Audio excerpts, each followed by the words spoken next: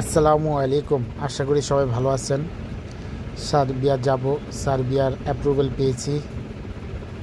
April মাসের 30 তারিখে passport অ্যাম্বাসিতে জমার ডেট দিয়েছে স্টিকার লাগানোর জন্য।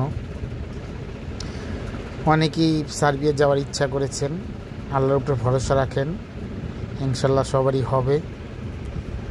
আল্লাহর উপরে ভরসা ছাড়া আর কোনো উপায় নেই। যাক, সবাই দোয়া করবেন যাতে সবার মনের আশা আল্লাহ পূর্ণ করে। সার্বিয়া দেশটি অনেক ঠান্ডা, তার জন্য মনটা কেমন লাগতেছে যে এত ঠান্ডার ভিতরে কেমনি কী করবো। তবে আমার উদ্দেশ্য সার্বিয়া থাকার না, আমি ওখান থেকে ইটালি যাব, এটাই আমার সিদ্ধান্ত যে ওখান থেকে মেরে ইটালি যাব। কারণ ইউরোপের পোল্যান্ডের জন্য অনেক দিন ঘোরাঘুরি করলাম, তারপরে হাঙ্গেরির জন্যও অনেক দিন ঘোরাঘুরি করলাম, তারপরে ডিসেম্বর মাসে এসে সার্বিয়াতে জমা দিয়েছি। আলহামদুলিল্লাহ অ্যাপ্রুভাল চলে এসেছে।